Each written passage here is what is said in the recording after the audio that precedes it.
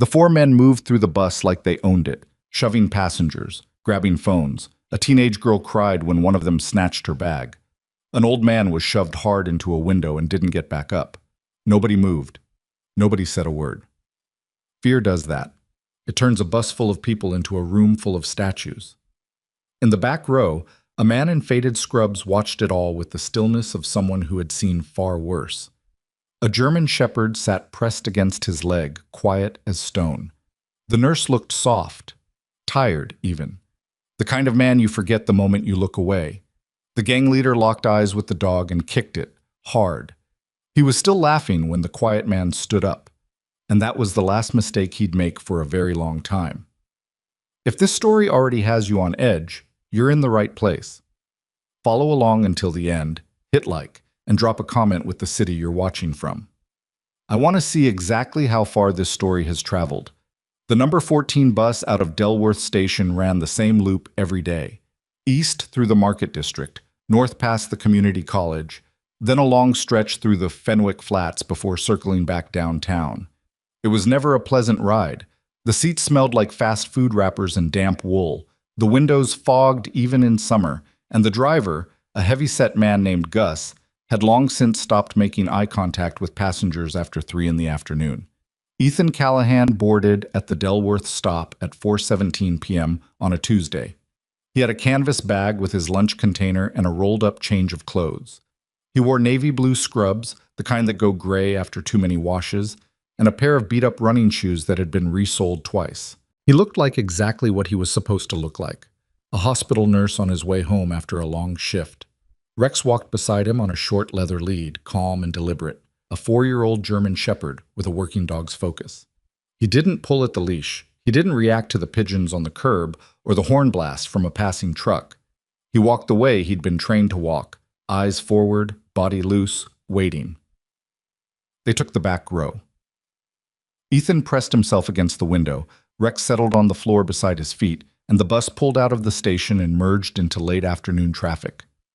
For the first 15 minutes, nothing happened. Ethan ate the last of a sandwich he'd started at the hospital, stared out the window at the gray December light, and thought about nothing in particular.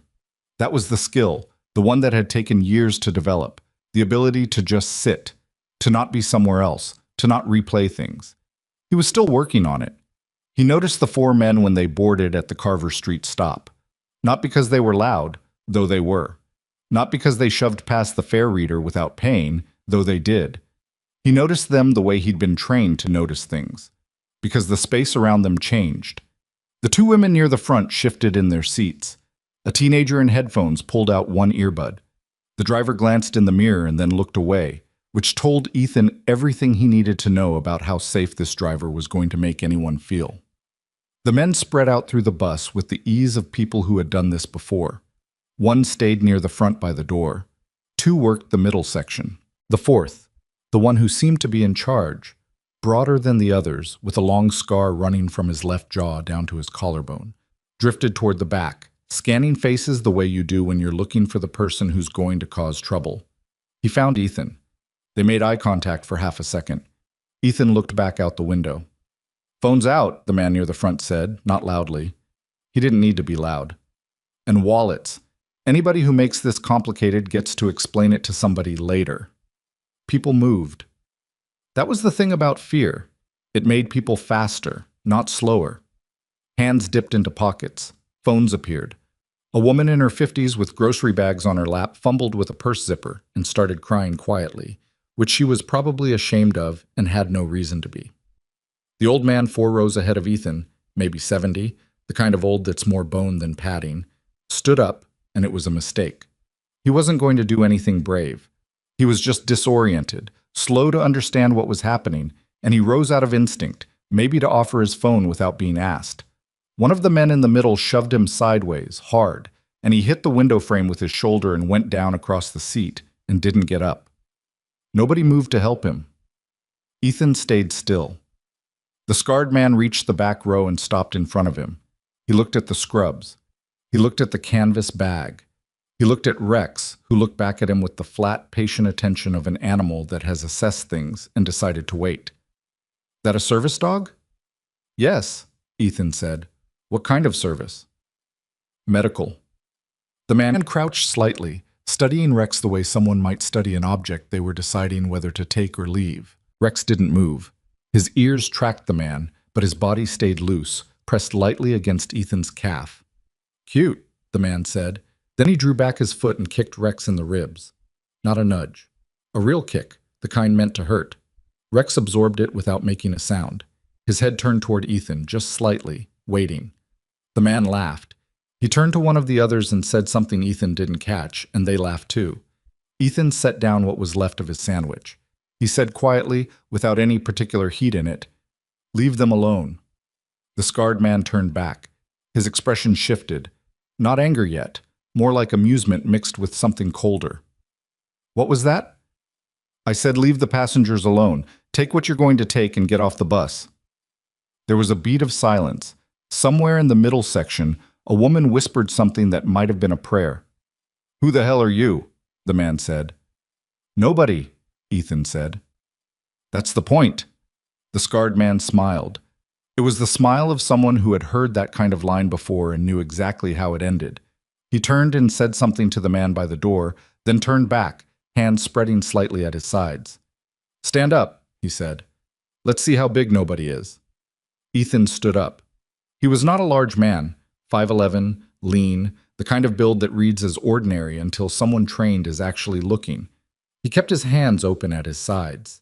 He had the soft, tired expression of someone who hadn't slept well in 2 days, which was true, and who was already bored with whatever was about to happen, which was also true.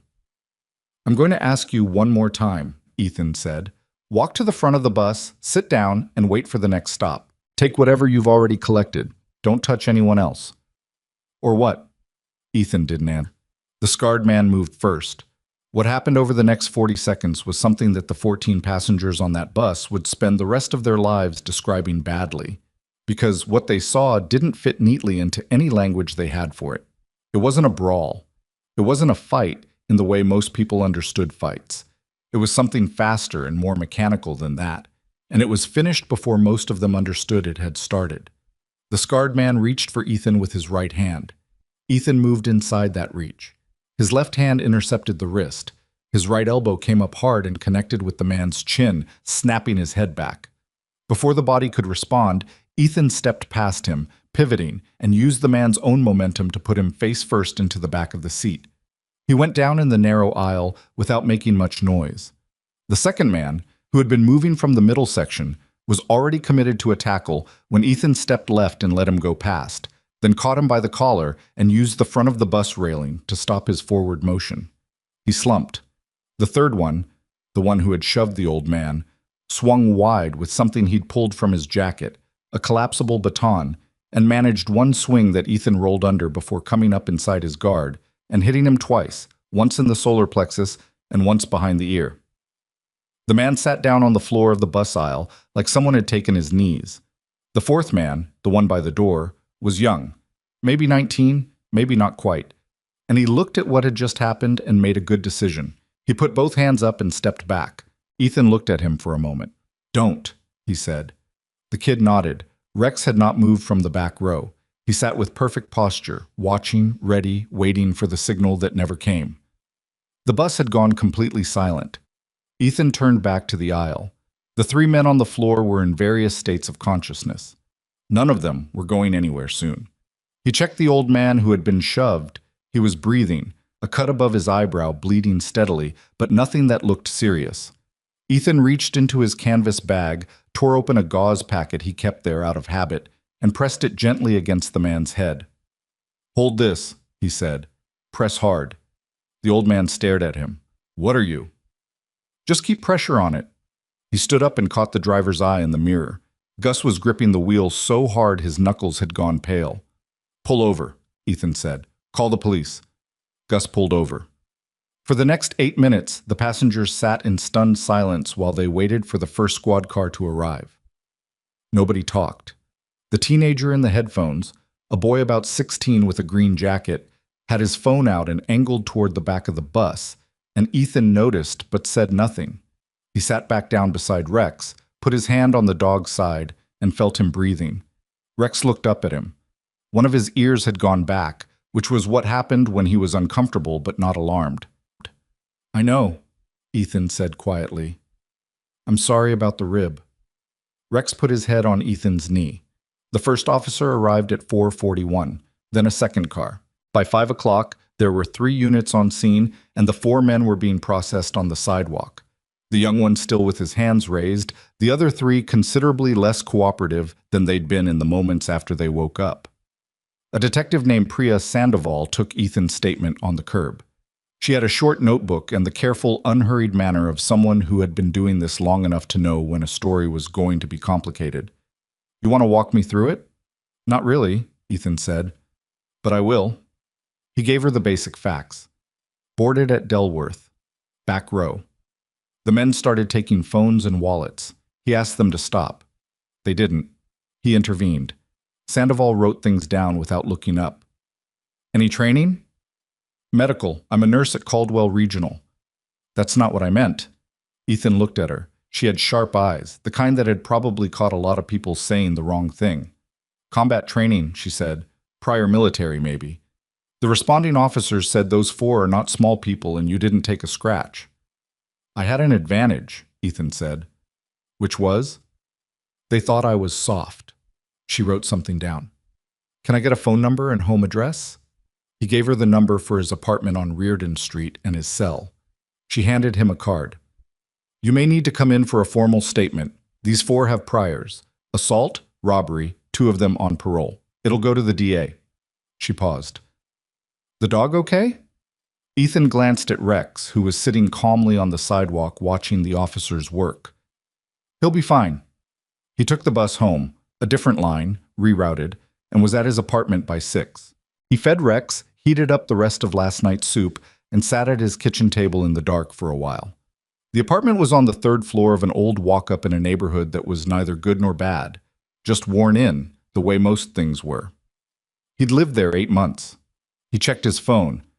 There were 7 missed calls, 3 from a number he didn't recognize, 2 from his direct supervisor at the hospital, a woman named Deborah Hatch, 1 from the nurses' union rep, and 1 from a number that made his stomach drop in a specific, quiet way. Not fear, exactly, but the feeling of something large moving in the dark. His former handler, a woman who was not supposed to be calling him at all. He put the phone face down on the table. The video went up sometime around 6:30, and by 7 it had been shared across 3 local platforms and picked up by 2 news aggregators. The teenager on the bus, his name was Marcus it turned out, had filmed the whole thing on his phone. The clip was 43 seconds long, and it showed, with reasonable clarity, a man in hospital scrubs dismantling 4 armed men in a bus aisle while a German shepherd sat calmly in the back row. The title Marcus gave it was, "Nurse on the 14 bus, don't mess with him." By 8 o'clock it had 80,000 views. By 10, it had broken 200,000, and the comments were full of people trying to figure out who the nurse was. Ethan saw the video when he opened his laptop to check his work schedule. He watched it once, closed the tab, and sat very still at the kitchen table. He'd been careful. 8 months of careful.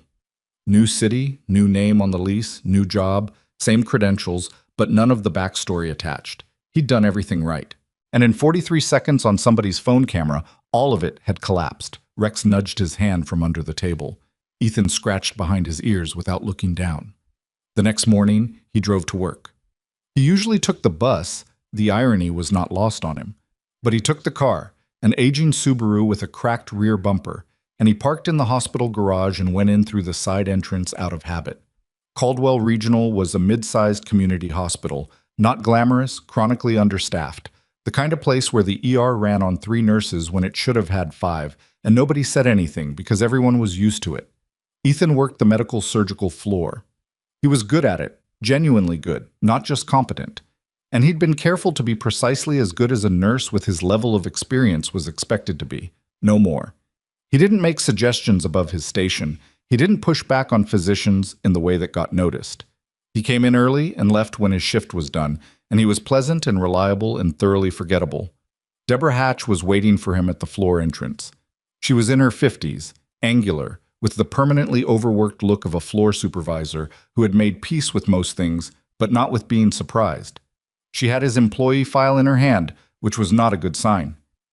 "My office," she said. He followed her through the corridor, past the nursing station, past the supply closet with the broken lock that had been broken for 4 months. She closed the door behind him and sat down and put the file on her desk without opening it. "Do you have any idea what's on the internet right now?" she said. "I've seen it." "Ethan, that video." She stopped, started again. "You put 4 men in the hospital. 2. The other 2 were fine. That's not the point." She rubbed her temples. "The hospital has been getting calls since 6 this morning. Media. People asking who you are. HR is in a meeting right now." She looked at him directly. "You told us you had no prior law enforcement or military history." "I don't have law enforcement history." "Don't do that," she said. "Don't be technical with me right now." He was quiet. "What is it? Army? Marines?" He looked at the window behind her. There was a small parking structure visible through it and a strip of gray sky. "Navy," he said. "A long time ago." She exhaled. Okay. She picked up a pen and set it down without using it. "The hospital's position, and I'm telling you this before it comes from someone above me, is that we can't have this kind of attention on staff. We've been in discussions with the hospital board all morning, and there's concern about liability, about our relationship with the county, about, I don't know, Ethan, about the fact that a man who works here apparently just fought 4 violent criminals with his bare hands, and nobody knew who he was." "I did my job," he said. "I've always done my job. That's not what this is about." "Then what is it about?" She had the grace to look uncomfortable. "They're asking for a voluntary leave of absence, pending review." The phrase landed flat. He'd heard versions of it before, in different rooms with different titles attached, but always the same structure. It was the institutional version of, "We don't know what you are, and that frightens us, so we'd prefer you weren't here." "How long?" he said. 60 days. Minimum." "And if I don't volunteer?" She looked at him steadily. "Then it won't be voluntary." He picked up his bag. "I'll clear my locker." He did it cleanly, without drama. Took his stethoscope and the 2 photos he kept taped inside the door. One of Rex as a puppy. One of a mountain range he'd once crossed on foot at 3 in the morning in conditions he was not permitted to describe. He left the spare scrubs. He signed the form Deborah's assistant brought to him and shook Deborah's hand, and she held his hand a moment longer than she needed to.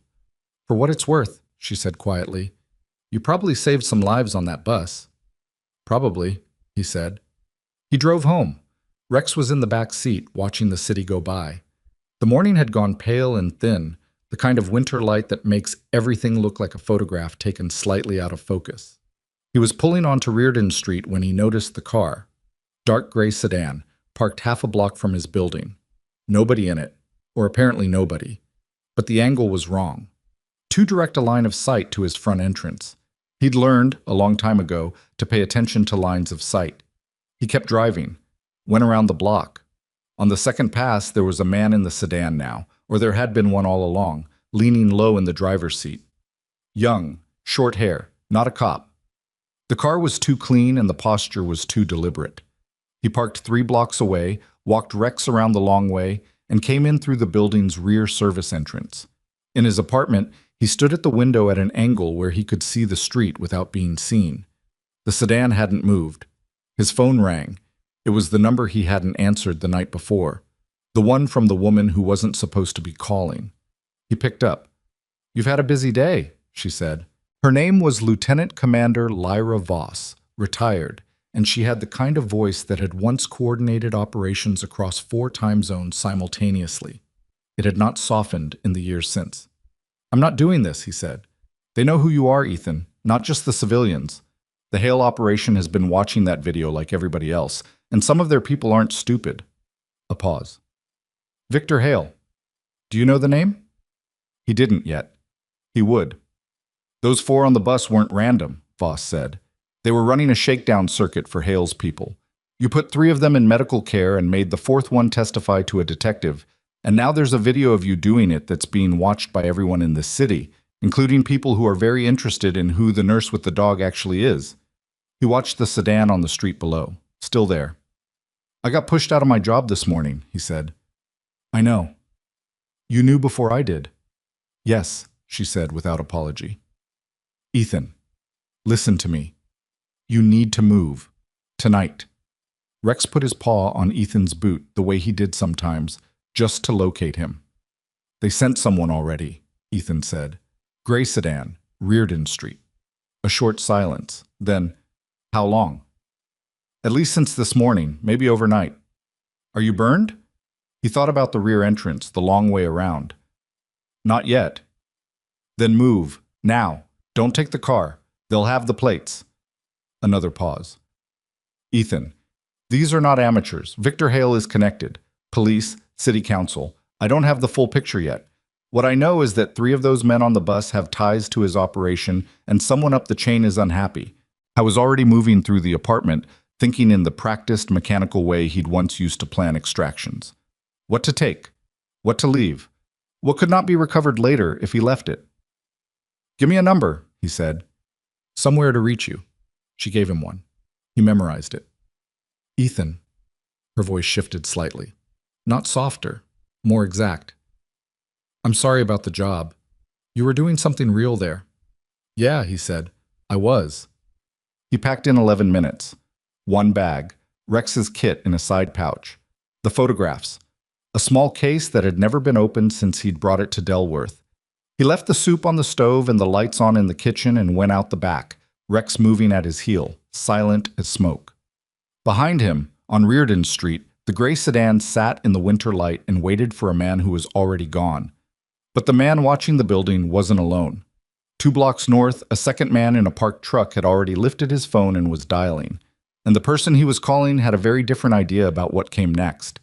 The man in the truck was named Dario, and he was not particularly good at his job. He'd been sitting on that corner for 6 hours with a cold cup of convenience store coffee and a phone that kept losing signal. And when the light in the 3rd-floor apartment went dark at 7:43 p.m., it took him another 4 minutes to register that something had changed. By the time he called it in, Ethan Callahan was already 3 blocks away in the opposite direction, moving through the alley that ran behind the dry cleaner on Morrow Street with Rex at his heel and a bag on his back and the particular calm of someone who had done this before.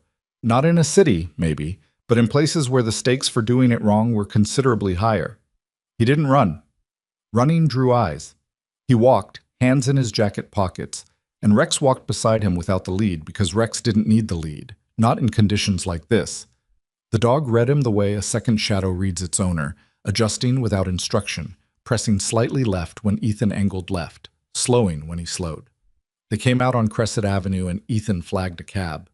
The driver looked at Rex. Service dog, Ethan said. He shed? Not much. The driver shrugged and they got in. Ethan gave an address 6 blocks from where he actually wanted to go. A motel on the south side of Delworth called the Parkside Inn, which was neither near a park nor particularly inn-like, but which had exterior room access and a parking lot that connected to a side street. He paid cash at the front desk for 2 nights, gave a name that wasn't his, and was in room 7 by 815. The room had a water stain on the ceiling shaped like something he didn't want to think about, and a heater that made a sound like a small animal trapped inside the wall. He sat on the edge of the bed and let Rex do a slow circuit of the room.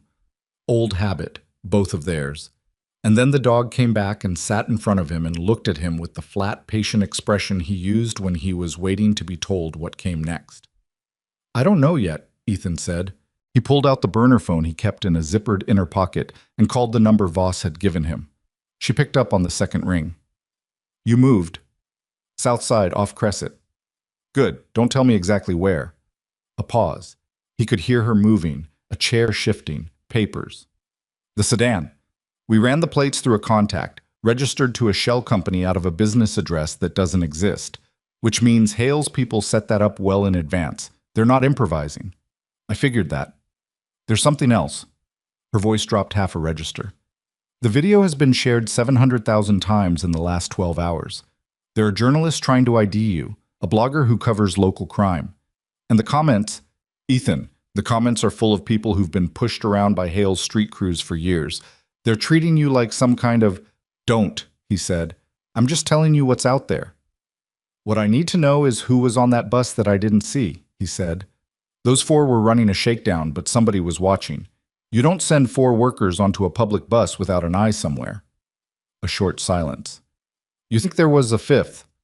There was a fifth. I didn't ID him in time. Those four weren't scared when I moved. They were waiting for a signal that didn't come. When it didn't, the young one folded immediately. That's not four criminals improvising. That's four people on a shift. I'll dig on it. Give me until morning. Another pause. If Hale's people lost you tonight, they're going to try another angle. What angle? The hospital. Deborah Hatch. Detective Sandoval. Anyone your name is attached to in this city. He hadn't thought about Sandoval. He should have. I'll handle it. He ended the call and lay back on the motel bed without taking off his shoes and stared at the ceiling stain and didn't sleep for a long time. By morning, the video had crossed 1 million views. He found out when he walked to a diner 2 blocks north of the motel and sat at the counter, and the man on the stool beside him was watching it on his phone with the volume down low. The man had no idea he was sitting next to the person in the video. Ethan ate eggs and toast and watched the clip from the corner of his eye. The grainy bus footage, the scrubs, the 4 men going down in the narrow aisle, Rex sitting perfectly still in the back row like he was posing for something. The man on the stool shook his head slowly. Whoever that is, man, I'd buy him a drink. Ethan poured more coffee. What do people think he is? Cop? Nobody thinks he's a cop. Cops don't move like that. The man squinted at his screen. Military, maybe. Special forces type. Or it's staged. Some people online are saying it's staged. Is that what they think? Some of them. But then there's the old guy with the cut on his head and the woman crying, and you can't fake that. He set the phone down. Nah, that happened. And whoever did it just disappeared. No name, nothing. Bus driver didn't give a statement. The detective on the case isn't talking. He picked up his coffee. Good. Some things should stay quiet. Ethan paid his bill and left. He called Detective Sandoval from a payphone he found outside a laundromat on Garfield Street. There were still 2 or 3 in Delworth left over from a different era. She answered on the 3rd ring, already brisk. Sandoval. It's the nurse from the 14 bus. A pause. Not long. She was composing herself, which told him she'd been waiting for this call. Where are you? Not important. I need to know if anyone's been in contact with you about me. Not the department. Outside the department. That's an interesting question for someone who gave me a real phone number and a real address, she said, since neither of those are in service this morning. The address and number were real as of yesterday morning. And now? And now I'm asking you a question, Detective. She made a sound. Not quite a sigh. Not quite frustration. Something in between. Yes. Someone called my desk at 6:15 this morning. No name. Asking if we had a confirmed ID on the man from the video. What did you tell them? I told them we were following leads, which is what you say when you don't want to tell someone anything. A beat. They called back 40 minutes later from a different number. Same question. You traced the numbers? Prepaid, both of them. He heard something tap against her desk. A pen, maybe. You want to tell me what's actually going on here? Because this isn't just viral video noise anymore. My lieutenant got a call from someone in the city council's office this morning asking about the investigation. The city council. That was a specific escalation. What name? The assistant didn't give one, said it was a community safety inquiry. Her voice carried the exact amount of skepticism the phrase deserved. I've been doing this 14 years. Community safety inquiries don't come through city council offices at 7 in the morning. No, he said, they don't. So, you going to help me understand what I'm sitting in the middle of? He looked out at the laundromat. A woman inside was folding a child's jacket, small and yellow, very carefully. Not yet, but I will. That's not good enough. I know. I'm sorry. He meant it. Keep your head down for a day or two. Don't confirm anything to anyone outside your department. And if someone pressures you, above your lieutenant, city level, write down exactly who said what and when, and keep a copy somewhere that isn't your desk. Another pause. Longer this time. You're serious? Yes. He hung up and walked back to the motel and sat on the bed and thought about what Sandoval had said. City council. The phrase turned in his mind like a stone in water. He'd heard Voss use the word connected the night before. Police, city council, I don't have the full picture yet. And now the picture was getting clearer in the wrong direction. He opened the burner and called Voss again. The 5th man on the bus, she said before he could speak. I have something. talk. The frame right before the fight starts. Marcus, the kid who filmed it, he panned right for about 2 seconds. You can barely see it. A man near the middle exit door standing when everyone else is seated, phone out. But he's not filming the robbery. He's filming the passengers, specifically the back row. Ethan was quiet. He got off at the Carver Street stop when the bus pulled over for police, Voss said. Walked south. I had someone pull footage from a traffic camera at the intersection. He got into a black Tahoe. The Tahoe is registered to a logistics company called Prentice Meridian Distribution. Never heard of it. Neither had I. But Prentice Meridian's registered agent is a law firm downtown, and that law firm does about 70% of its work for one client. She paused, and he knew she was doing it deliberately, spacing it out the way she used to in briefings when the information was going to matter. Councilman Adrian Cross. The name sat there. Ethan had heard it, vaguely. The kind of name that appeared on city signage and re-election banners. The kind of man who gave speeches at ribbon cuttings and whose face turned up in local news stories about development projects and community investment. The kind of face that was so consistently present in the background of civic life that it became invisible. Cross, he said. Cross. He's been on the council for 11 years, chairs the Public Safety Committee, which means he has direct oversight of the police department's budget allocation. He's been pushing a redevelopment plan for the Fenwick Flats for 2 years, the neighborhood your bus route runs through. She paused again. The families in the Fenwick Flats aren't selling. They've been there for decades. The land is worth a lot more than they know. Something settled in Ethan's chest. Not surprise, more like the feeling of a shape coming into focus. Hale's crews have been running shakedowns in Fenwick. Yes, to push people out. That's what it looks like. And Cross is the money behind Hale. That's what it looks like, she said again. I can't prove it yet. But the bus shakedown, those crews don't just do Fenwick. They run across the district. And when you ended up on that bus and put 3 of Hale's people in medical care, someone in that chain called up to Cross's people fast enough that a man with a connection to his law firm was watching the footage from the traffic camera by 6 in the morning. Ethan stood up and moved to the window and looked out at the parking lot. A woman was loading groceries into a minivan with a cracked taillight. 2 kids in the back seat were fogging up the window with their breath. They think I'm a problem, he said. You are a problem. You just became the most recognizable face in this city, and you can connect the bus incident to Hale's operation whether you mean to or not. And now Sandoval is asking questions and the video is everywhere and Voss stopped. When she continued, her voice was flatter, more deliberate. They're going to try to contain it, and the way people like Cross contain things is either by buying silence or by removing the source. He let that land without comment. You need to get out of Delworth, she said. I'm not leaving. Ethan, those families in Fenwick have been getting pushed around for 2 years, he said. I'm not leaving. A long silence. He could hear her breathing, steady and controlled, the way she got when she was deciding something. Then you need more than just me. I have some people I can reach, but it takes time. In the meantime, you need to understand that if Cross's people can't find you, they will look for leverage. Rex, he said. The word came out flat and immediate, the way words do when the thought behind them has already been processed at a level below language. I was going to say your records, your identity, your employment, anything they can use to make you visible and vulnerable.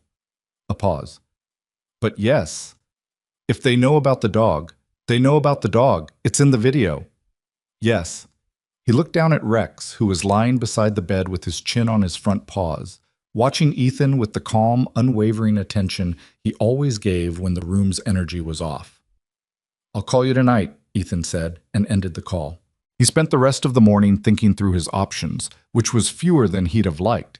He had cash for maybe a week in the motel. He had no job, no stable address, a face that was currently on every news feed in the city, and a dog that was distinctly recognizable even to people who hadn't watched the video carefully.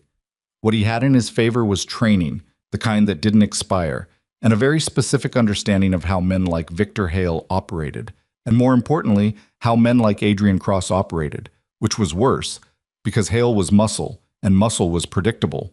But Cross was infrastructure, and infrastructure reached places muscle couldn't. In the early afternoon, he moved. Not far.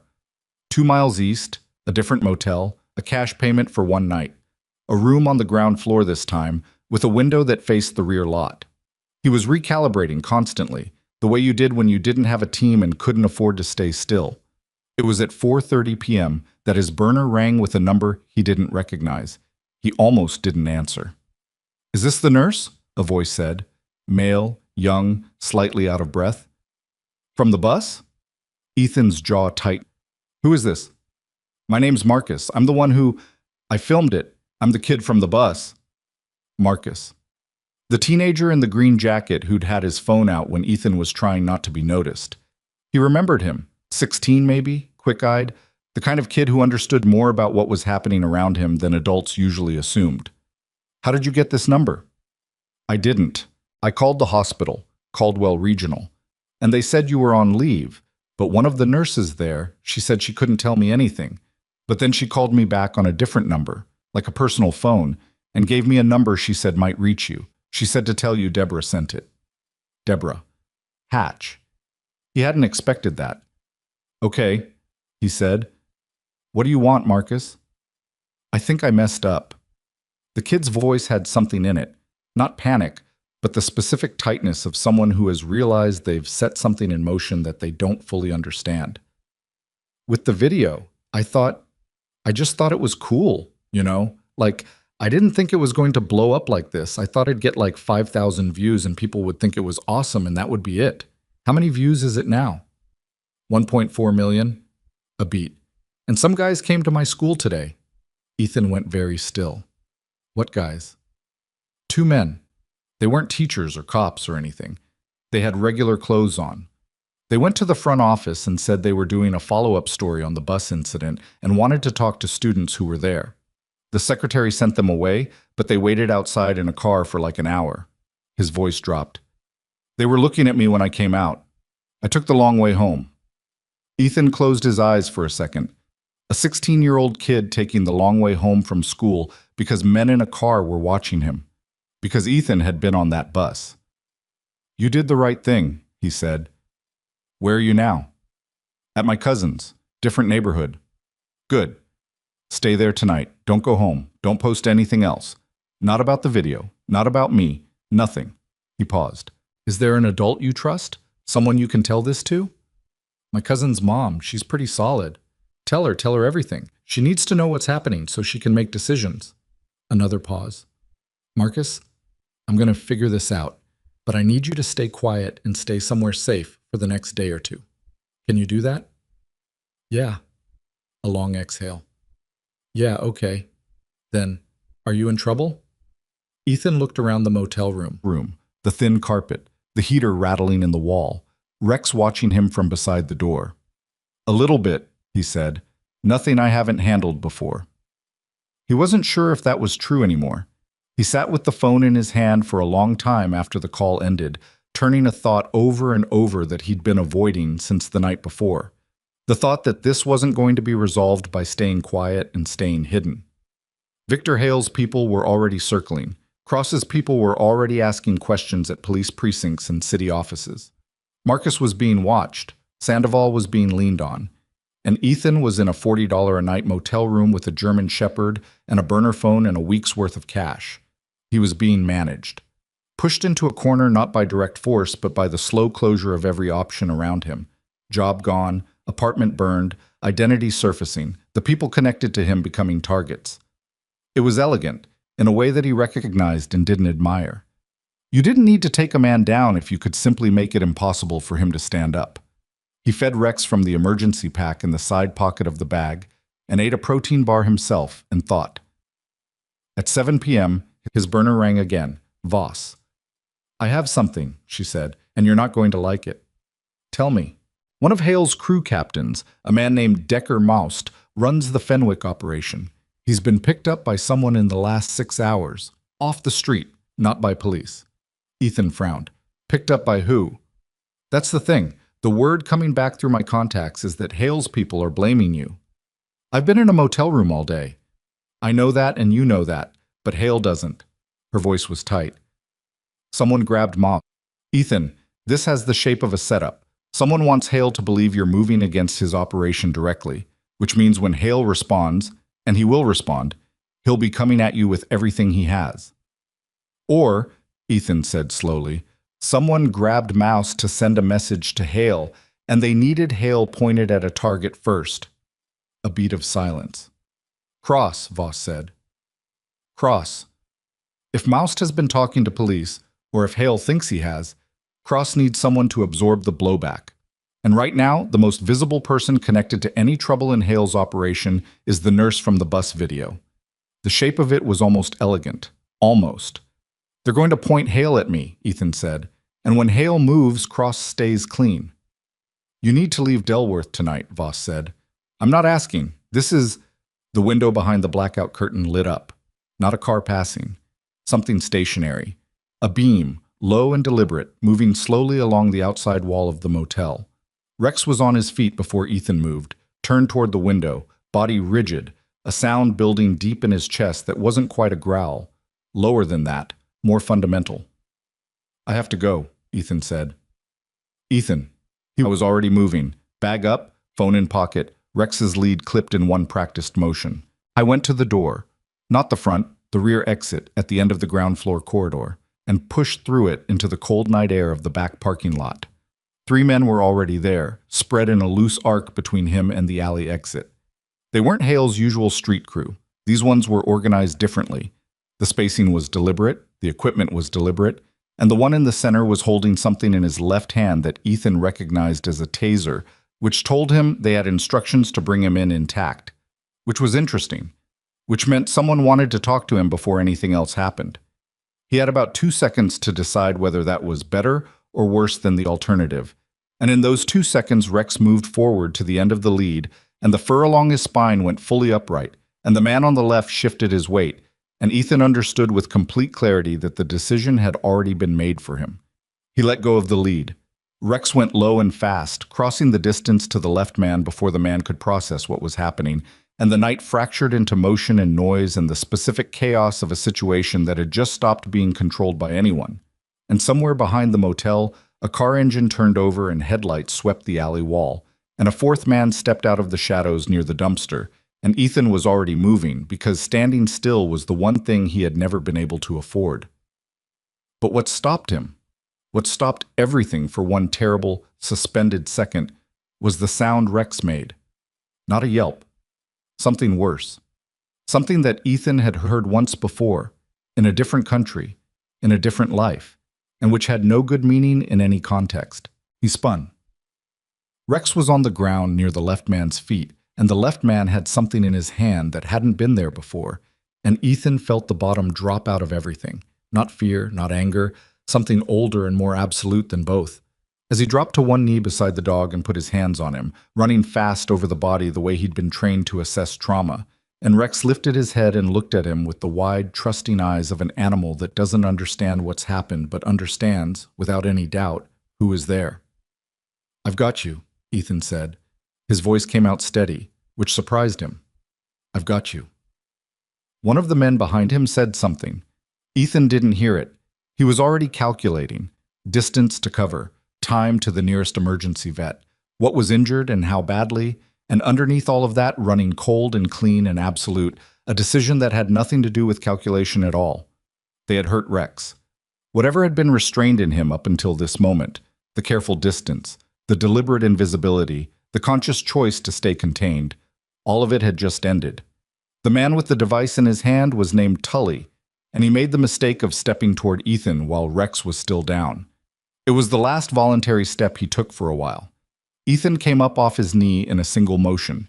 Not the controlled, measured movement from the bus, but something rawer, faster, driven by a part of his nervous system that didn't consult the part that made careful decisions. His right hand caught Tully's wrist before the man could reset his grip, twisted hard until something in the joint gave way with a sound like a green branch snapping. And then Ethan used the man's own collapsing weight to pivot and put him between himself and the other 2. The one in the center still had the taser. He hesitated. You could see it, the split-second recalculation when the target stops being a target and starts being a problem. And that hesitation was all Ethan needed. He went low, inside the taser's effective range, and hit the man twice in the midsection, hard and precise, and the man folded. The 4th one, from near the dumpster, had a phone out. Not a weapon. A phone, angled at the scene.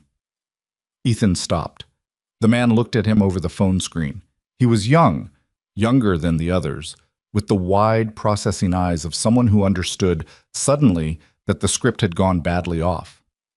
"Drop it," Ethan said. The man dropped it. The phone cracked on the asphalt. The third man, the one who'd hung back during all of it, had already moved toward the alley exit and was gone. Ethan let him go. Chasing him meant leaving Rex, and leaving Rex was not something he was prepared to do. He went back to the dog and crouched down and ran his hands over Rex's sides again, slower this time, systematic. Rex was breathing. His eyes were open and tracking. When Ethan pressed along his ribcage, Rex flinched at one point on the left side but didn't cry out.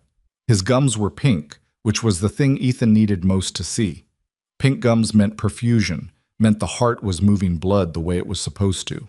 "What did they hit you with?" Ethan said, not to Rex but to Tully, who was sitting on the ground cradling his wrist and making a sound between his teeth. "Stun baton," Tully said. "Low setting. We weren't supposed to. He wasn't supposed to go down like that." "Low setting," Ethan repeated. The anger in his chest was cold and very specific. "He weighs 72 pounds. Tully didn't say anything. Ethan checked Rex's limbs, his neck, ran a thumb under the dog's jawline to feel the pulse. Strong, slightly elevated, but strong. No blood. No fluid anywhere. The stun had hit him somewhere along the flank and dropped him fast, which was terrifying but was not, as far as Ethan could assess in a dark parking lot with his hands, life-threatening. He needed a vet. He needed one soon, and he needed one he could trust not to ask questions he couldn't answer. He stood up and looked at Tully. "Who sent you?" "I can't. You have a broken wrist and 2 coworkers on the ground, and I am the only person in this parking lot who knows enough field medicine to set that before the swelling makes it worse. So you can talk to me now, or you can wait and talk to me later after the joint has been misaligned for 4 hours." Tully looked at his wrist, then at Ethan. The calculation was visible on his face. The specific arithmetic of pain versus loyalty versus the very clear evidence of what had just happened to the 3 other people who'd had the advantage of surprise and numbers. "Moused," he said finally. "Decker moused. He gave us the location, said you'd be at the motel on Crescent. I wasn't on Crescent. The second one, the one on Aldine." He swallowed. "We were supposed to bring you to a meeting point, not hurt you. The dog that wasn't part of it. Where's the meeting point?" Tully shook his head. "I tell you that, I'm done." "You're already done. Where?" Another pause. Another arithmetic problem. "Prentice Warehouse off Colton Road. The old distribution center. Most uses it for storage. Other things. Prentice. Prentice Meridian Distribution." The same company name Voss had pulled from the traffic camera footage. The Black Tahoe. The shell company. The thread that led back to Adrian Cross's law firm. The warehouse wasn't storage. It was a base of operations, and someone there had expected Ethan to arrive in the back of a car with his hands secured, not on his own terms. He left Tully and the other 2 in the parking lot with varying degrees of consciousness and carried Rex to the rear lot of the adjacent strip mall, where a produce delivery truck was idling. He flagged the driver down, explained that his dog had been attacked, and between the burner phone and $40 in cash, had the address of an emergency veterinary clinic on the south side of Delworth within 4 minutes. The driver didn't ask about the men in the adjacent parking lot, or the state of Ethan's knuckles, or why a man in worn-out clothes was carrying a German Shepherd in the dark at 8 o'clock at night. Some people are just built that way. They see the part that matters and leave the rest alone. The clinic was called Southgate Animal Emergency. It smelled like antiseptic and wet dog, and the particular anxious energy of a waiting room where nobody wanted to be there. A young vet tech named Brianna took one look at Rex and had them in an exam room in under 3 minutes, which told Ethan that whatever else was happening tonight, at least one thing was going to be handled by a competent person.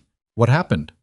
The vet, Dr. Tanaka, a compact woman in her 40s with short, gray-streaked hair and the focused manner of someone who'd been doing this for 20 years, asked as she ran her hands over Rex with the same systematic efficiency Ethan had used in the parking lot. "Stun baton. Left flank.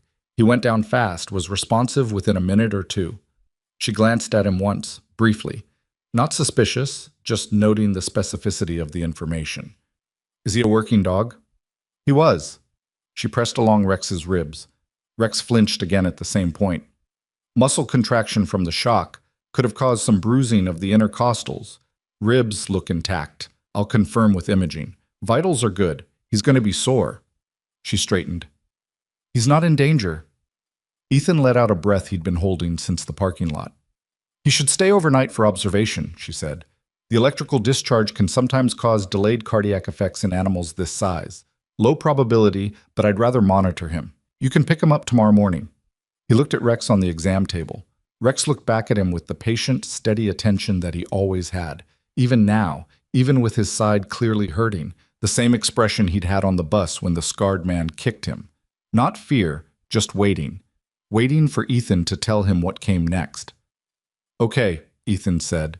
Tomorrow morning. He put his hand on Rex's head for a moment. Not long, just enough. And then he straightened and walked out. In the parking lot of Southgate Animal Emergency, in the dark and the cold, Ethan Callahan stood for exactly 30 seconds and let himself feel the full weight of the last 48 hours. The job, the apartment, the video, the men in the parking lot, Rex on the ground. He felt it, not managed it, not processed it through the careful machinery he'd spent years building, but actually felt it, the way it sat in the chest like a stone. Then he picked up the burner and called Voss. Rex is at a vet clinic. He's stable. I need the layout of the Prentice Meridian warehouse on Colton Road. A pause that lasted exactly long enough for her to understand what he'd just said. Ethan. They hit him with a stun baton. They were supposed to bring me in. The meeting point is the warehouse. You can't go into that building alone. I know the layout? No. Then get me the layout. His voice was level, completely level. Voss? They hit Rex with a stun baton, and they pointed Victor Hale at me, and they've been running families out of their homes for 2 years, and the man behind it is on the city council. I'm going into that building. Another pause. He could hear her breathing. Then, give me 20 minutes. She gave him the layout in 18.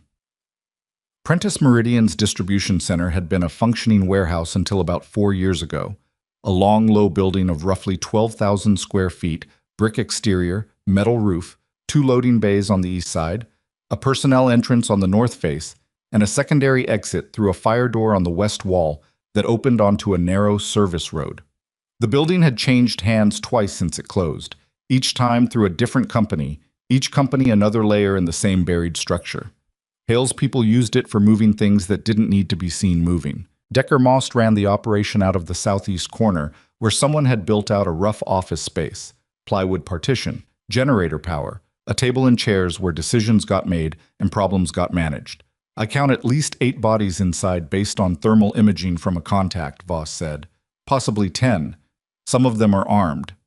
Exits? North personnel door, 2 loading bays, east. West fire door. It's been chained from the inside, so you'd need to breach it. There's a skylight series on the roof, but the access ladder is on the east face, directly in front of the loading bays, so that's not quiet. North door. They'll have someone on it. Then I go in somewhere else first and come around. She was quiet for a moment. There's a drainage access point on the south face. Grid cover, not locked. The city maintenance records show it hasn't been inspected in 3 years. It connects to a utility crawl space that runs under the west wall. You'd come up inside near the fire door. He was already moving, hailing a cab 2 blocks from the vet clinic. How tight is the crawl space? The maintenance spec says 22 inches clearance. That's fine. It's also got standing water in it according to the last inspection report, which was 3 years ago, so there's no way to know the current. That's fine, he said again. She stopped arguing. That was one of the things he'd always respected about her. She knew when the conversation had moved past the point of changing anything. One more thing, she said. Most. He's in that building, and he's not there as a prisoner. Ethan had already worked that out. Tully had said Most gave them the location, the motel on Aldine, which meant Most wasn't grabbed by Hale's people as punishment or as a setup by Cross. Most was working with Cross, a middle manager playing both sides, feeding information upward to Cross while managing Hale's street operations. And when Ethan became a problem, Most was the one who'd tried to have him delivered to the warehouse quietly. Not because Cross wanted Ethan hurt, because Cross wanted to know exactly who Ethan was and what he knew and who he'd told. Information management. That was how men like Cross survived. Not by being violent, but by knowing everything before anyone else did, and acting on it quietly. And by the time anyone noticed, the problem had already been resolved. He got out of the cab 6 blocks from Colton Road and walked the rest. The night was clear and cold, the kind of cold that felt clean after the last 2 days. He moved along the south perimeter of the warehouse property. A chain-link fence, old and sagging in 2 places, easy enough, and found the drainage access point where Voss had said it would be. A heavy iron grid set into the ground near the south wall. The concrete around it cracked and heaved from years of freeze and thaw. He pulled it up. The smell that came out was damp concrete and rust and old standing water. He lowered himself in and pulled the grid back into place above him. The crawl space was worse than the specs suggested.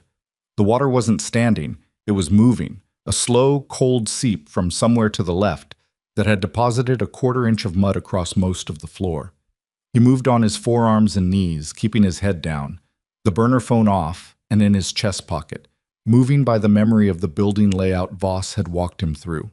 12 feet, left turn, 8 feet. The utility pipe junction, right. He moved slowly. Not because of the space, he'd been in tighter, but because noise traveled differently underground, bounced in ways that were hard to predict. And the last thing he needed was a footstep or a splash carrying up through the floor of the warehouse to someone who was already waiting for a problem to arrive. The fire door's interior anchor point was directly above a section of the crawl space where the clearance widened to almost 3 feet.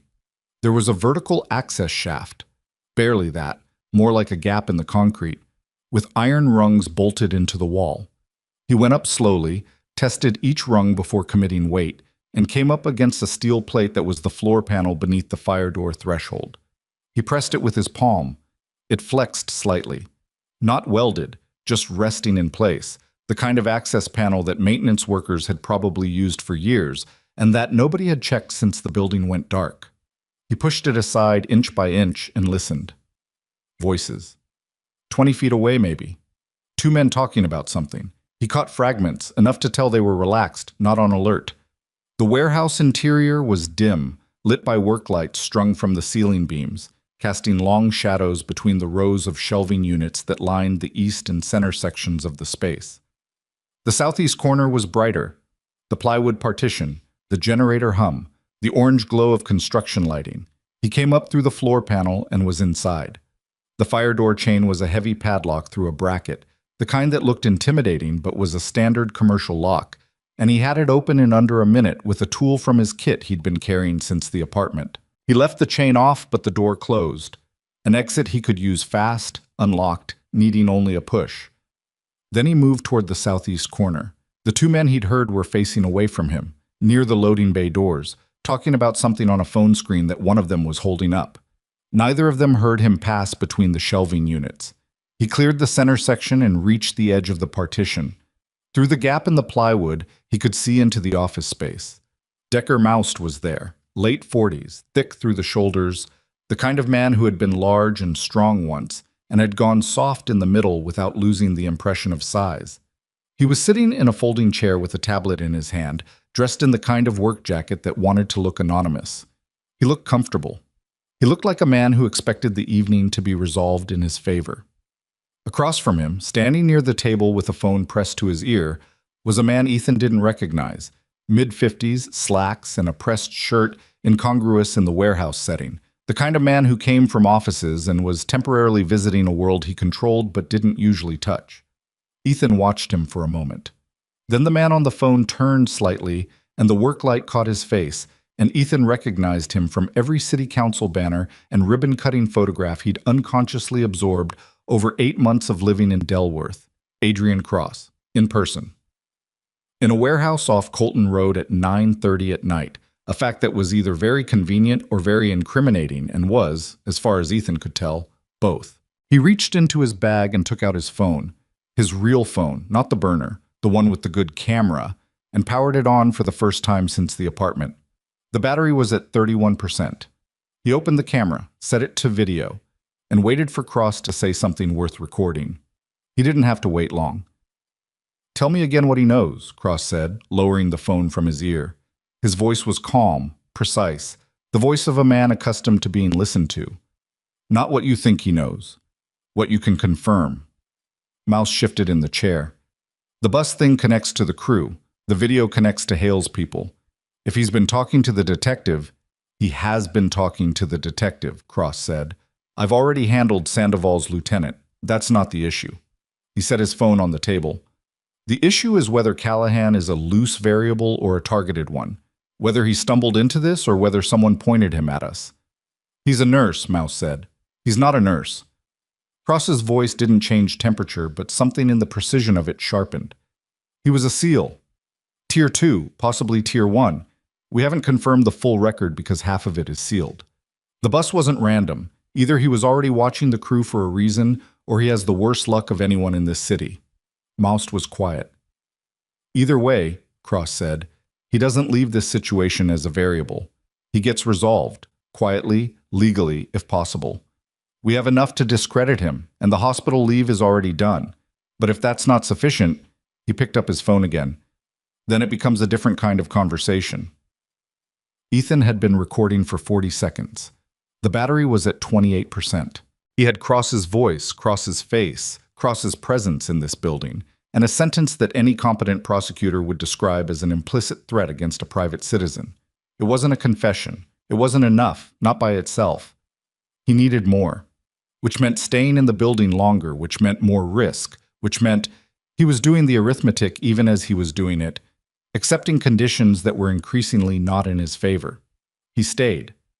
Mouse said something about the families in Fenwick, about 2 holdouts on the East Block who still hadn't moved despite 6 months of pressure, about a plan involving the water and power connections to those 2 buildings that Ethan understood immediately and that made his jaw tighten. Cross listened, nodded twice, said, after this week, the Callahan situation is resolved and we move forward on Fenwick. Alderman Tuck is ready to vote on the rezoning. We need the block clear by the 15th.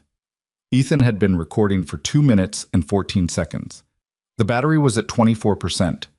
He was backing away from the partition toward the shelving units, already mapping the path back to the fire door, when the phone in his shirt pocket, the burner, the one that was supposed to be off, vibrated. He'd forgotten to fully power it down. The vibration was brief. Probably nothing. Probably. But Mouse looked up from his tablet, and then one of the men from near the loading bays said, somewhere in the middle of the warehouse, "Hey, somebody moved that panel." The fire door. He'd left the chain off. Someone had noticed the chain was off. Ethan moved. He went through the shelving units fast, not running, but committed, low, minimizing his profile. The 2 men from the loading bay were already moving toward the center section. He was going to clear them if he kept his current angle, but clearing them meant coming into the line of sight from the partition opening, which meant Cross and Mouse would see him, which changed everything. He cleared them anyway.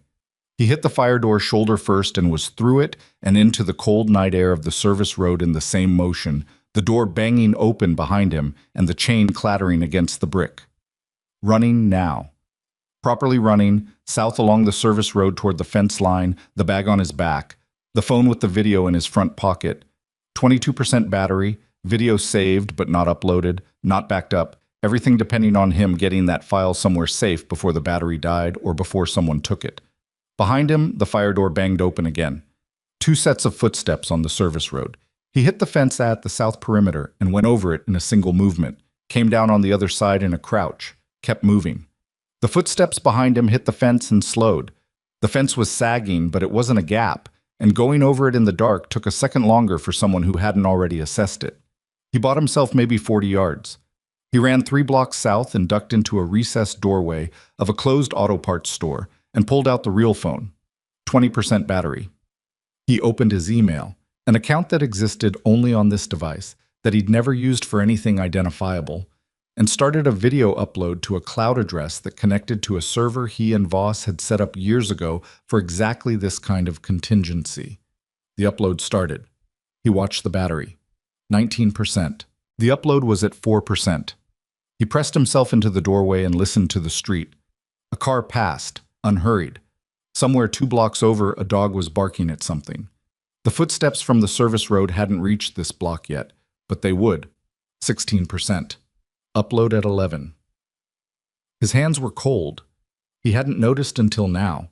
His knees were wet from the crawlspace mud, and his left shoulder ached from the fence, and he was standing in a doorway in Delworth at 10 o'clock at night watching a battery percentage count down, while 2 minutes and 14 seconds of evidence that could end a city councilman's career and free a neighborhood from 2 years of orchestrated fear slowly moved through the air to a server.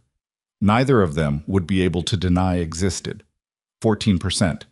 Upload at 19. A car turned onto the block, moving slowly, headlights sweeping. 11%. Upload at 31. The car slowed. 8%. Upload at 47. The car stopped in front of the auto parts store. 6%. Upload at 63. The driver's door opened. 4%. Upload at 81. A man stepped out of the car. He wasn't one of the ones from the fence. He was the one from the warehouse who'd been dressed in slacks and a pressed shirt, who had no business being on foot on this street at this hour, except that he'd had a car and a radio and had cut around the long way. Adrian Cross looked across the hood of his car at the doorway where Ethan was standing. For a moment, neither of them moved. 2%. Upload at 94. Cross reached into his jacket. 1%. Upload complete. The phone screen went black. Cross pulled out a phone. Not a weapon. A phone.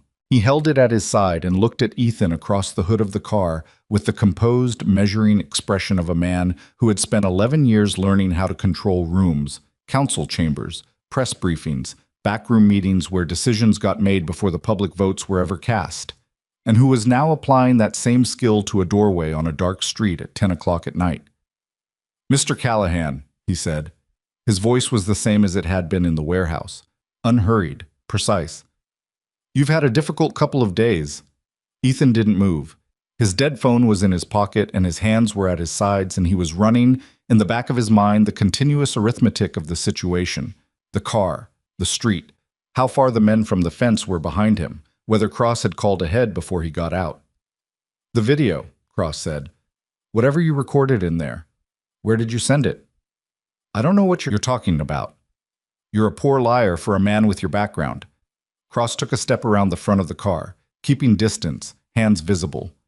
"I'm not going to have you hurt. That was never the instruction. I want you to understand that." "You told Mouse to resolve me." Something shifted in Cross's expression. Not guilt, more like the mild irritation of a man whose words have been quoted back slightly out of context. "I told him to manage a situation that got complicated. You made it complicated. You were supposed to be a quiet man living a quiet life." "I was." "And then you put 3 of Hale's people in a hospital and became the most recognizable face in this city." He stopped about 8 feet away.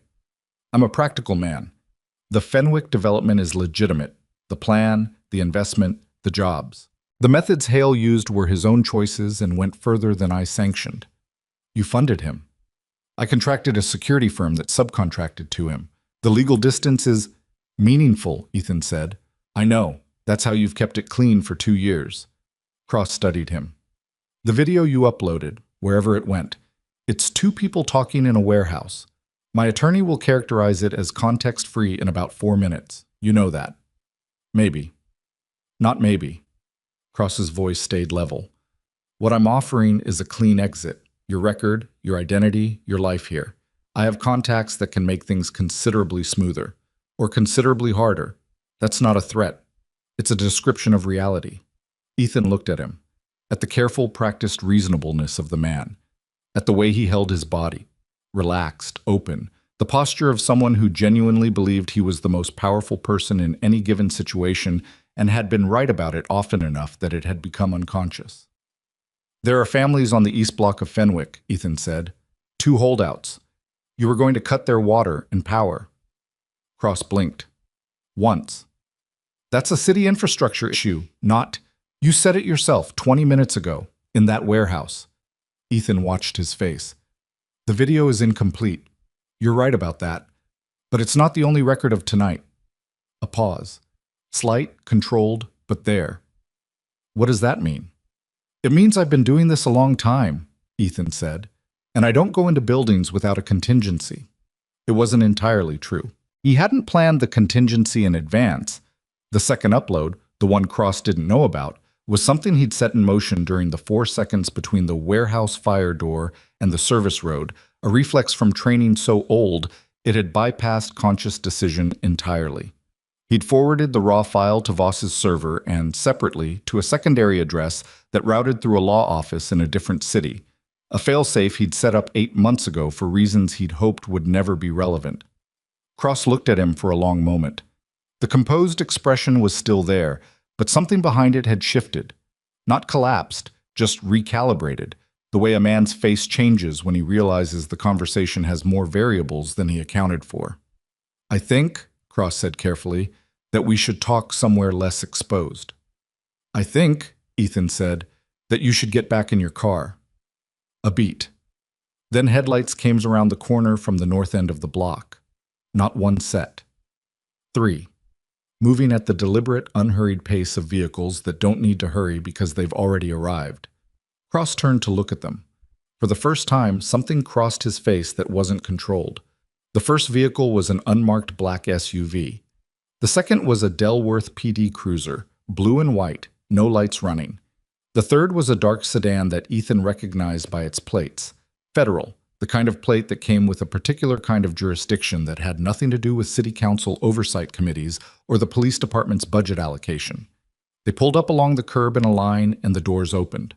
The woman who got out of the front SUV was not someone Ethan recognized. She was maybe 50, with close-cut hair and a federal badge on her belt, and the expression of someone who had been awake for a very long time and was choosing to treat that as irrelevant.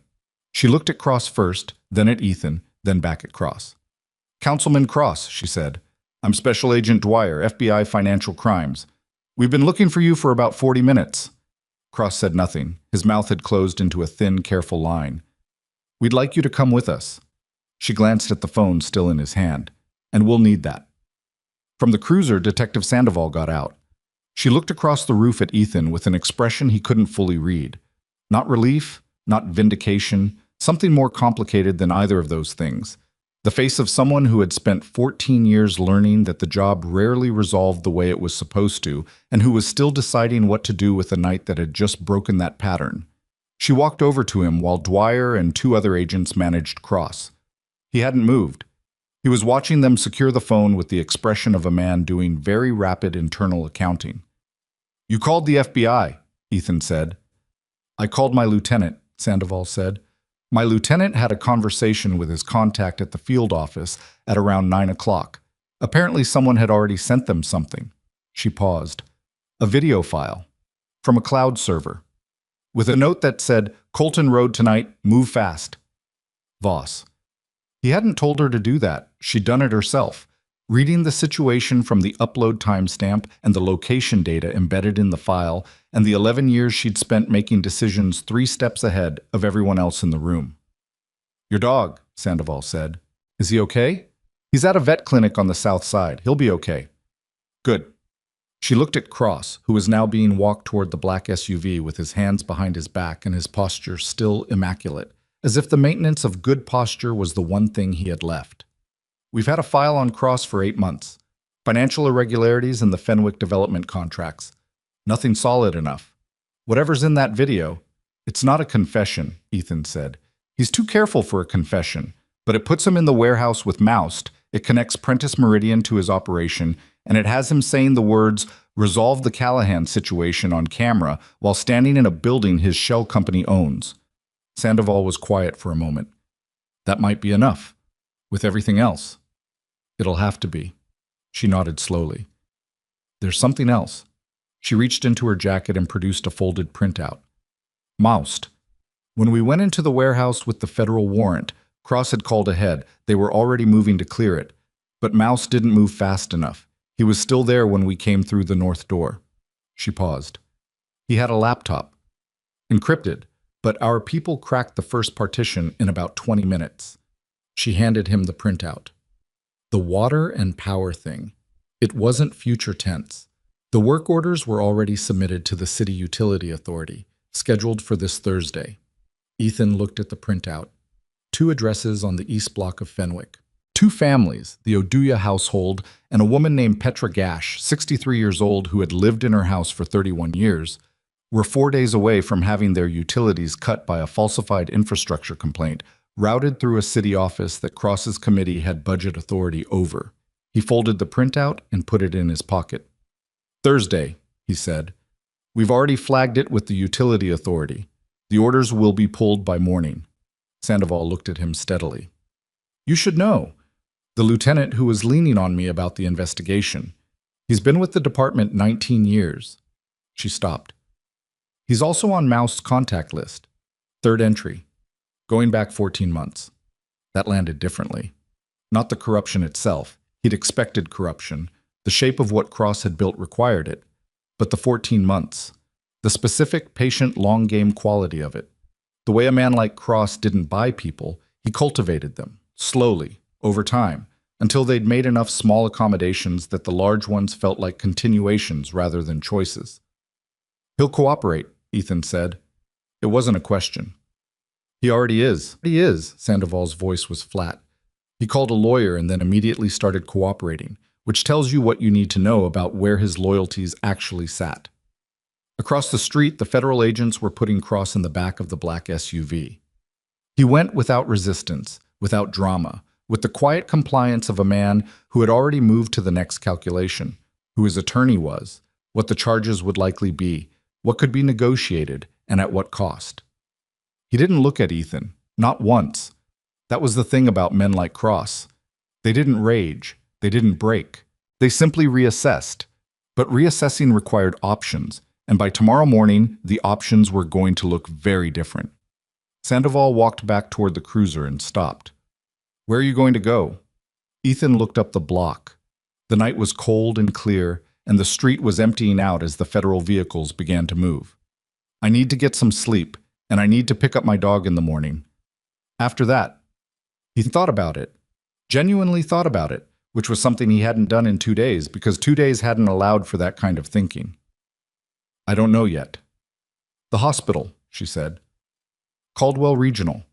Deborah Hatch called me at 8 o'clock tonight. She wanted to know if there was any update on your situation. She paused. I think she was asking in the professional sense and the other sense at the same time. He didn't say anything. Just so you know, Sandoval said, and got in the cruiser. He stood on the empty street until the last of the vehicles had gone, and then he walked 3 blocks north to a 24-hour pharmacy, bought a cheap charging cable that fit the dead phone in his pocket, and sat in a plastic chair near the greeting card aisle and plugged the phone into an outlet under the display shelf and waited for it to come back to life. While he waited, he thought about Cross's face in the moment before the federal SUVs turned the corner. The recalibration. The way the composed expression had fractured, just slightly, at the edges. Not from fear of being caught, but from the specific shock of discovering that the situation had more dimensions than he'd mapped. That the quiet nurse with the dead phone and the muddy knees had set things in motion that Cross hadn't seen and couldn't now stop. The phone powered on. He had 11 missed calls. 4 from Voss. 3 from a number he didn't recognize. 2 from Deborah Hatch. 1 from Marcus. And 1 from a number with a Washington area code that made him sit very still for a moment before he decided to deal with it in the morning. He called Voss first. She picked up before it rang. You're alive. I'm in a pharmacy. I sent the FBI. I know. Thank you. Don't thank me. Thank me. I've been sitting by a phone for 3 hours. A pause that had more in it than the silence itself. The upload came through clean, both copies. Dwyer's team has been working the financial trail on Cross for 8 months. Your video puts him physically at the location and on record acknowledging the Callahan situation and the Fenwick timeline. They think it's enough to hold him while they build the rest. Moss' laptop will do the rest, Ethan said. Moss' lawyer called the field office 40 minutes ago to discuss cooperation terms. He could hear the particular quality in her voice, not satisfaction, something more contained. Decker Moust is going to spend the next 6 months telling federal prosecutors everything he knows about Adrian Cross, Victor Hale, and every other name in that laptop's contact list in exchange for the most favorable terms he can negotiate. How many names? Preliminary count is 23. Across city departments, 2 county offices, and 1 state-level position that I can't tell you about yet because it's under active federal investigation. She paused again. Ethan, this is bigger than Fenwick. He'd suspected that. The shape of it, the money, the legal infrastructure, the patience of it, had always been too elaborate for one neighborhood development deal. Cross had been building something for years, and Fenwick was one piece of it, the one that happened to have a bus route running through it on a Tuesday afternoon. "Victor Hale," Ethan said. "Hale's people dispersed when the warehouse was raided. He wasn't there tonight. Nobody knows where he is yet." A beat. "He'll surface. Men like Hale always do." When he does, there will be federal warrants waiting," Voss said. "This isn't yours to finish, Ethan. It was never supposed to be yours at all." He knew that. He also knew it didn't fully resolve the thing sitting in his chest. Not anger anymore, more like the residue of it, the specific weight of 2 days of being pushed from every direction by people who had calculated that a quiet man in hospital scrubs was a manageable problem. "The family's on the East Block," he said. "The utility orders. Already pulled. I had Dwyer's team flag it as part of the warrant. The Oduya family and the Gash woman will have full services on Thursday morning and every morning after that." Another pause. "Mrs. Gash has been in that house for 31 years. "I know." "Get some sleep," Voss said. "And Ethan, I know. You don't know what I was going to say. You were going to say I should have left when you told me to." A short silence. Then, unexpectedly, "No. I was going to say you did good." She said it the way she said things she meant, quickly, without inflation. "Now get some sleep." He charged the phone for 40 minutes and then walked back to the motel on Aldine, not the room he'd used before, a different one, and he paid for it with the last of his cash and lay on the bed in his clothes and slept for 6 hours, which was more than he'd managed in 2 days combined and less than his body actually needed. In the morning, the news had caught up. He saw it on the pharmacy television when he went back for coffee in a charging block. The Delworth Morning Report, the anchor delivering the story with the particular controlled excitement of someone who understands they're reading the biggest local story in years. City Councilman Adrian Cross arrested on federal charges. Sources indicate the charges relate to financial crimes, conspiracy, and what one federal official described as a systematic campaign of coercion targeting Fenwick District residents. The chyron at the bottom read, "Cross held without bail pending arraignment." The pharmacist behind the counter was watching it too. She shook her head slowly. 11 years on the council, she said to no one in particular. 11 years. Ethan paid for the coffee and left. He picked up Rex at 9:15. Dr. Tanaka met him at the front desk with the expression of someone who had done their job well and knew it. Cardiac monitoring was clean through the night. The bruising on the left intercostals will be uncomfortable for a week, maybe 10 days. Keep his activity low, no jumping or rough play. She handed him a printed discharge sheet. He tried to eat his monitoring lead at around 2 in the morning, which I'm choosing to interpret as a good sign. "That's very him," Ethan said. When Rex came through the door from the back room, he didn't run. His ribs wouldn't allow running, and he was careful in the way animals are careful when something hurts without them understanding why. But his tail was moving, the slow, deliberate wag that meant he'd located the correct person and was satisfied. And he came straight to Ethan and pressed the side of his head against Ethan's knee and stood there. Ethan crouched down, put both hands on him carefully, avoiding the left side. Rex looked up at him with the wide, dark eyes that had been looking at him the same way for 4 years, in a lot of different rooms, in a lot of different circumstances, and Ethan held that for a moment without trying to do anything with it. "Okay," he said quietly. "Let's go." He spent the rest of the morning in a diner on the south side, nursing coffee and watching the news cycle on the television above the counter. By 11, the story had expanded. A press briefing from the FBI field office, a statement from the mayor's office that was carefully worded in the way statements are carefully worded when the person releasing them is still figuring out how much they knew and when, and a separate report about the Fenwick district that included an interview with a woman Ethan didn't recognize. He recognized the address behind her, though, East Block. Her name was Cecilia Oduya.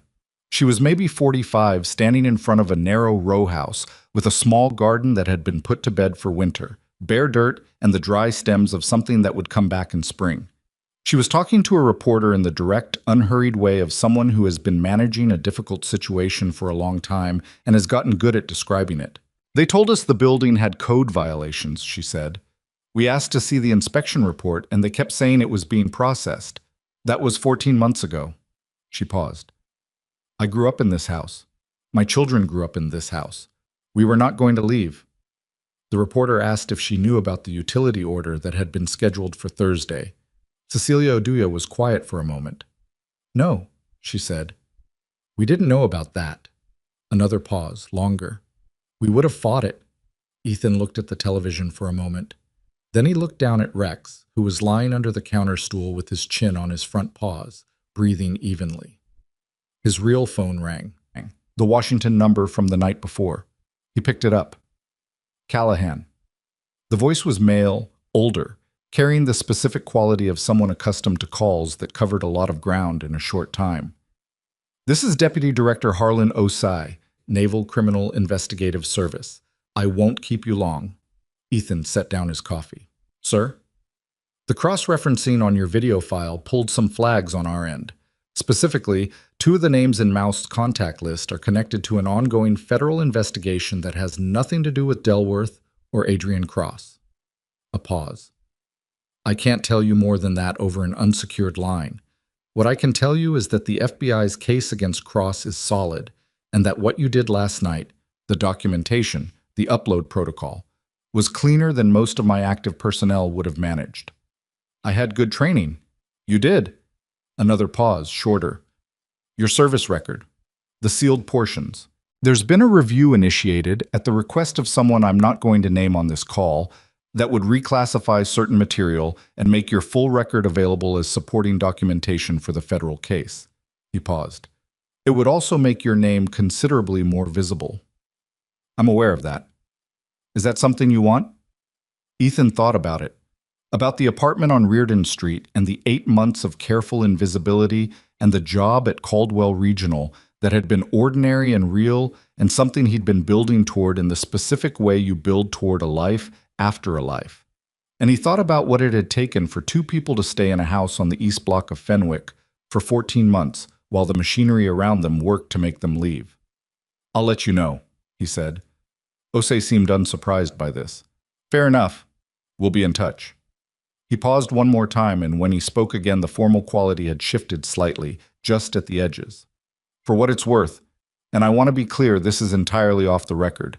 The thing on the bus. 4-1, no backup, no authorization. Old school. He stopped. Good work, son. The line went dead. Ethan put the phone down on the counter and looked at it for a moment. Then he picked up his... The coffee was bad and cold, and he drank all of it. That was the thing about the days after something large. They didn't feel large. They felt like bad coffee in a diner on the south side of a city you'd half planned to leave, with a dog under your stool and a phone full of missed calls and the specific exhaustion of a body that had been running on adrenaline for 48 hours and had now been asked to simply sit. He paid the bill and walked Rex slowly back toward the motel, letting the dog set the pace. Rex was moving carefully, favoring his left side the way Dr. Tanaka had said he would. But his head was up and his ears were tracking the street, and his tail was doing the slow, steady movement that meant he was working. Not in the formal sense, just the sense of being a dog with a job, cataloging the world, making sure Ethan wasn't walking into anything without warning. Ethan watched him and thought about what Osei had said. Full record visible. Name considerably more visible. He'd spent 8 months building a life specifically scaled to invisibility.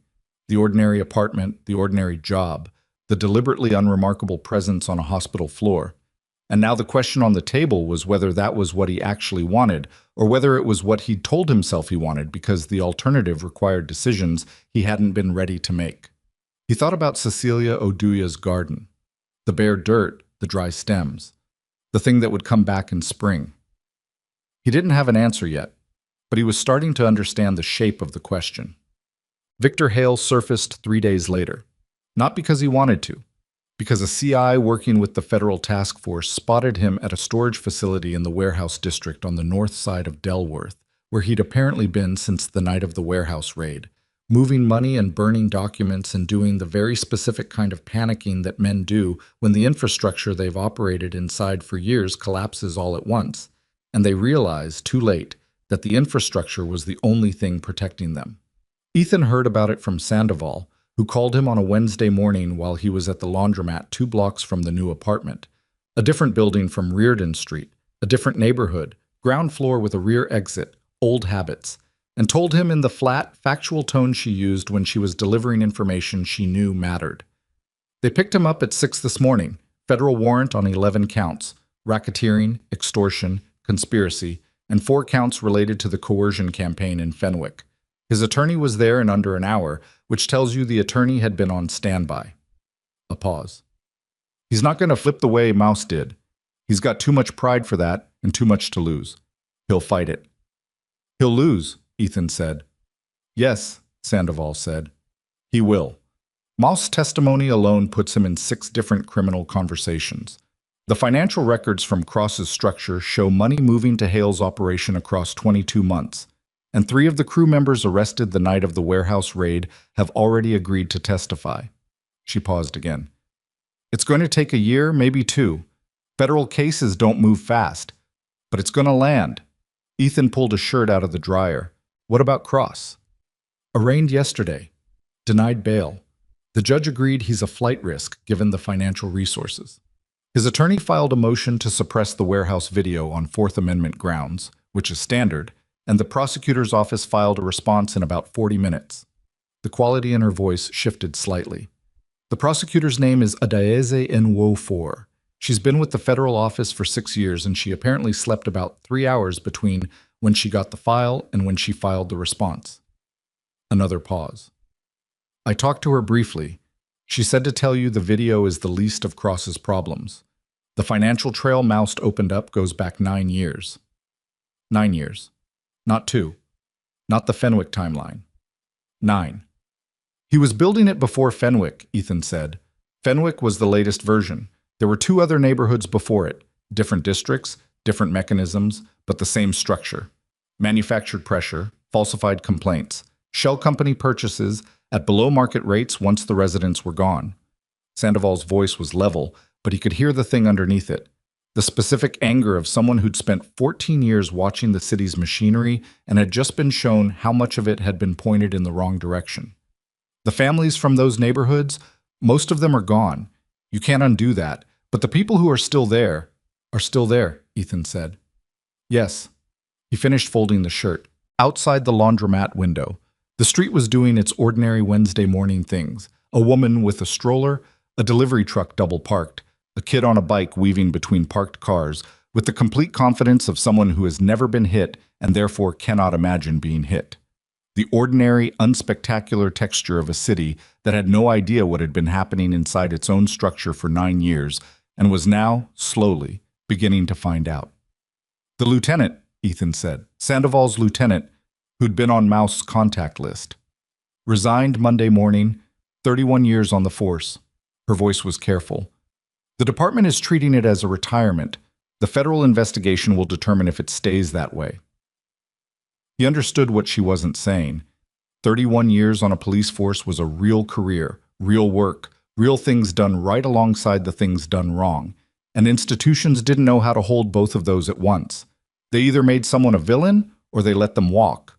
The truth, that a person could spend 3 decades doing genuine good and still make 14 months of accommodations that caused real harm, was too complicated for a press release.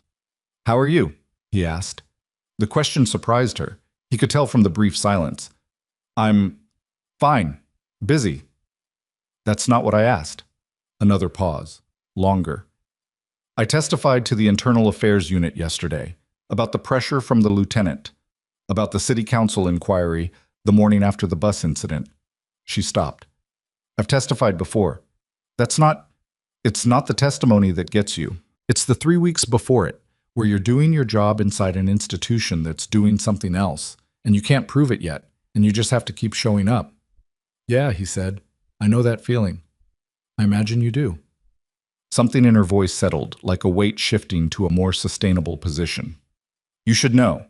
The department's Community Liaison Office got a request from the Fenwick District Residents Association. They want to hold a meeting, an open one, for everyone in the neighborhood, to explain what happened and what comes next legally.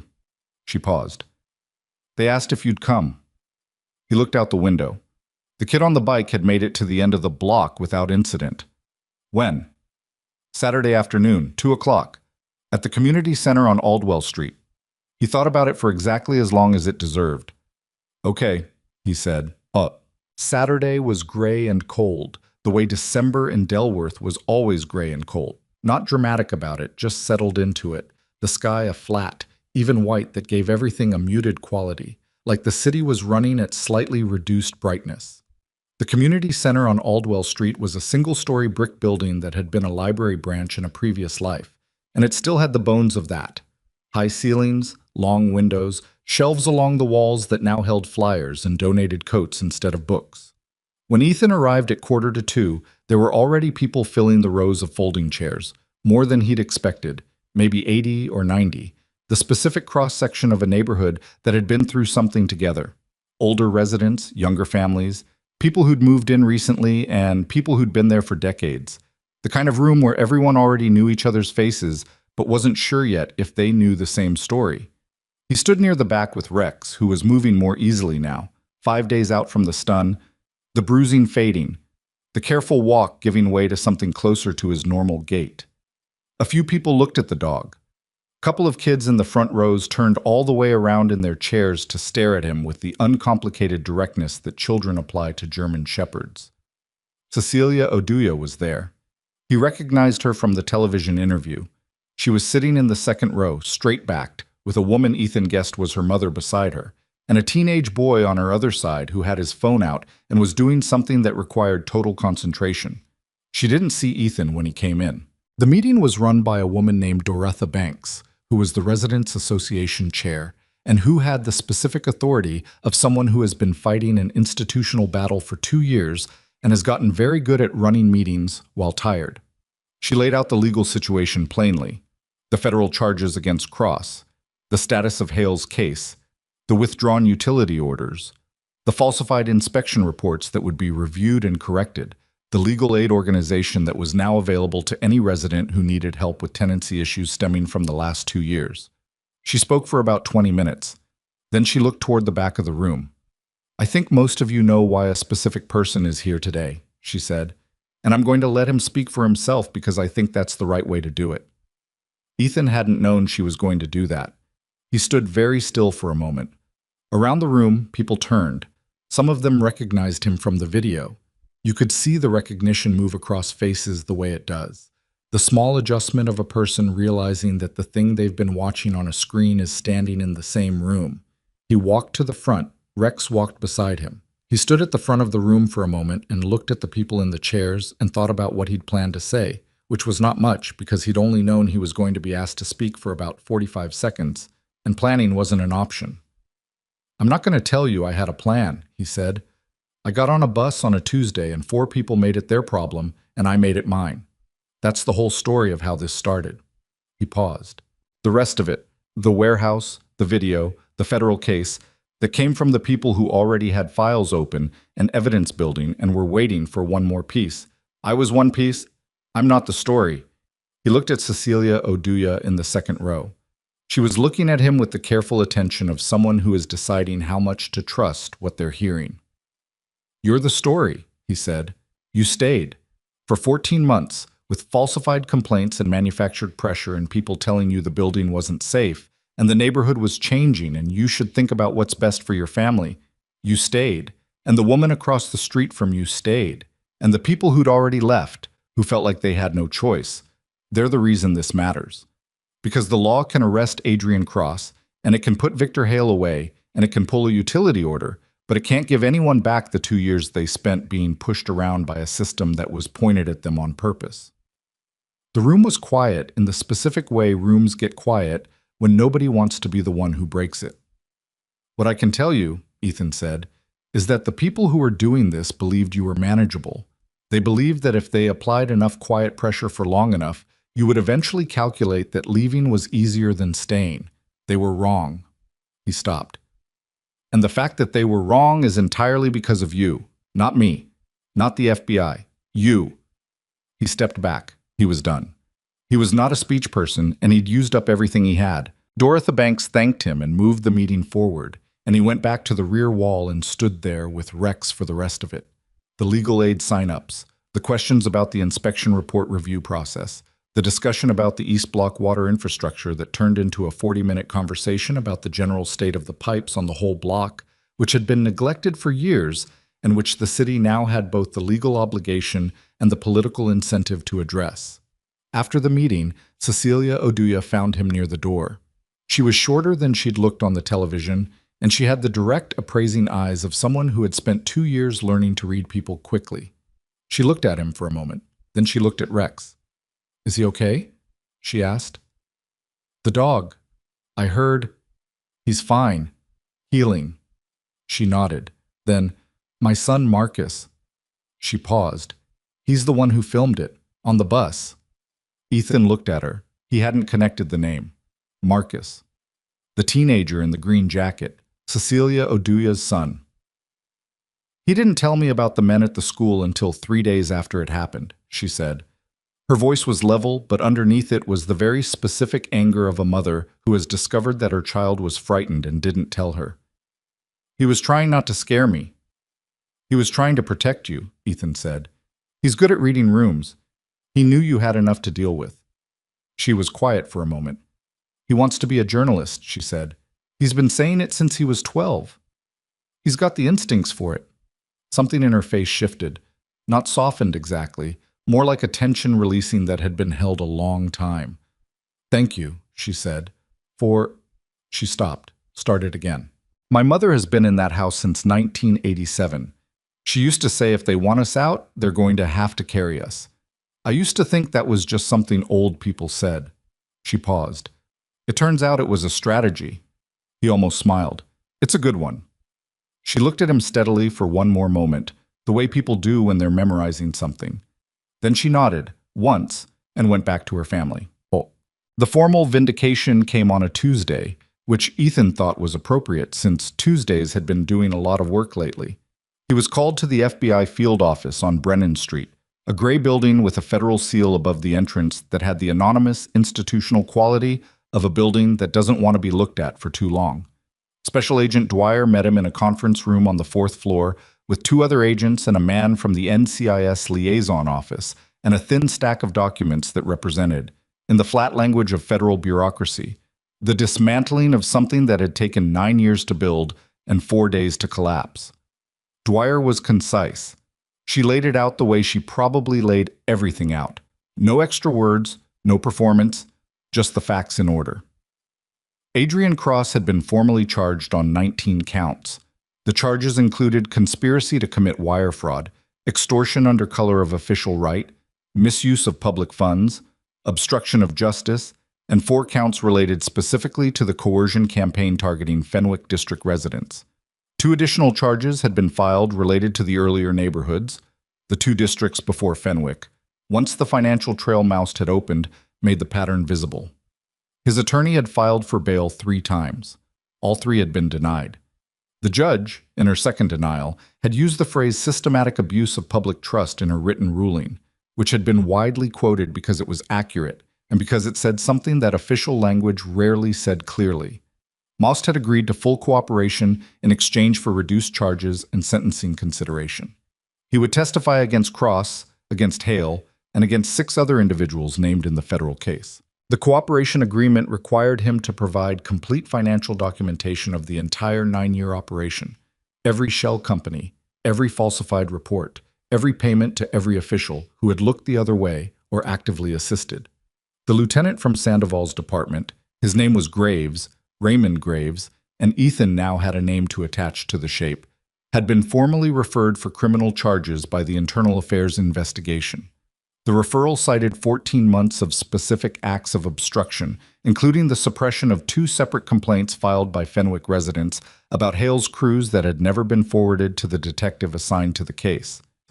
Those complaints, retrieved from Graves's deleted files by the department's digital forensics unit, had named 3 of Hale's crew members by description.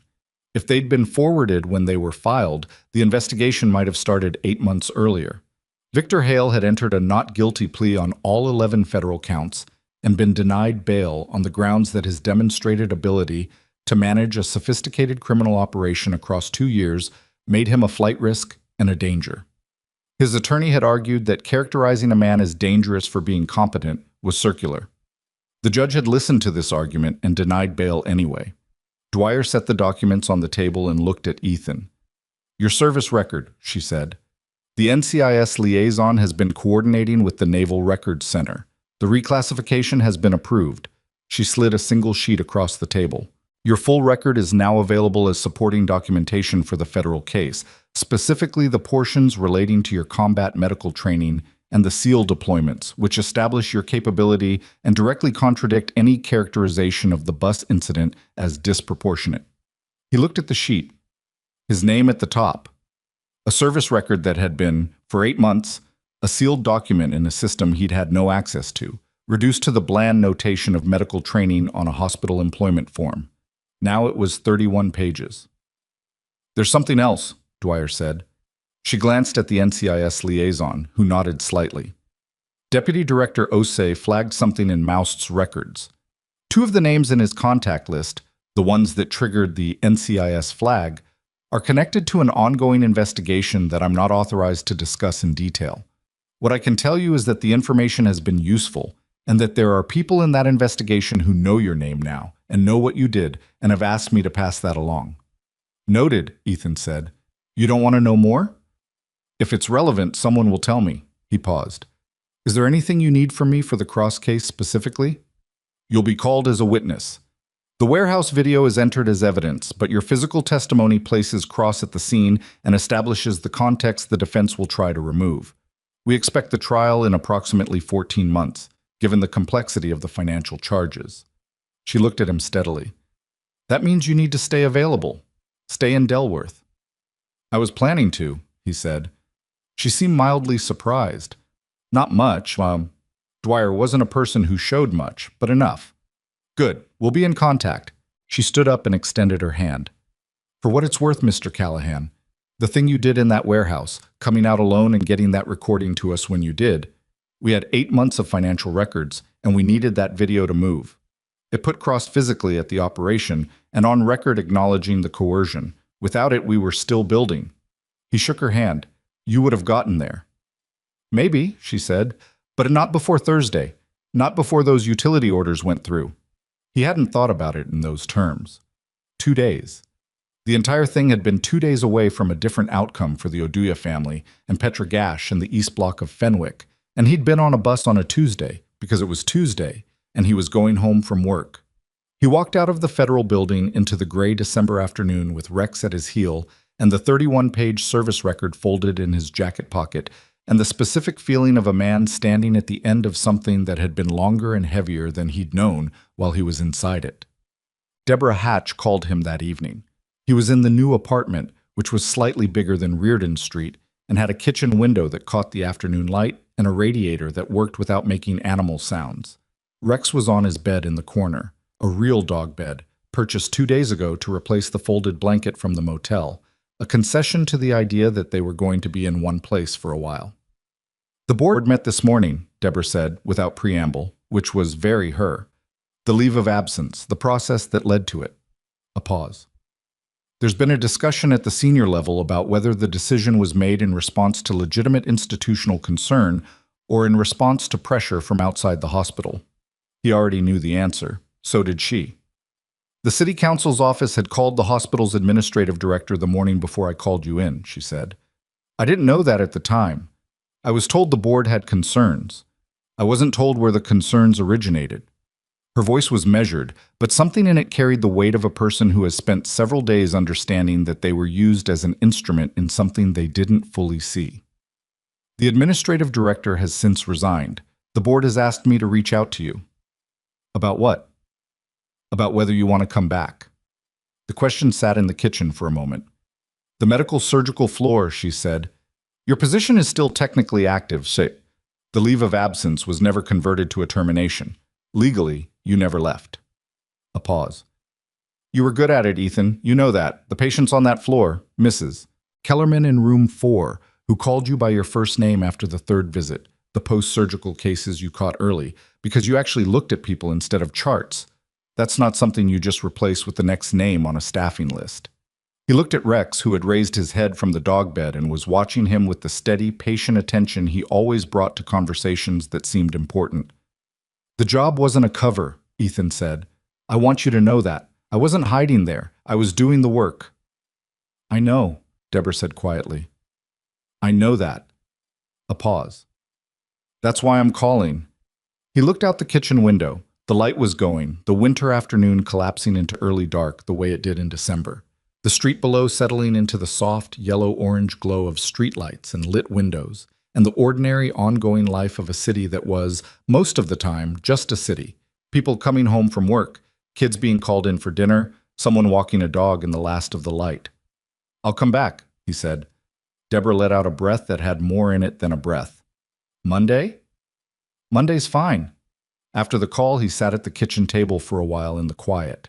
Rex came over and put his head in Ethan's lap, and Ethan put his hand on him, and they stayed like that for a bit, the dog and the man, in the apartment that was starting to feel like a place instead of a temporary arrangement.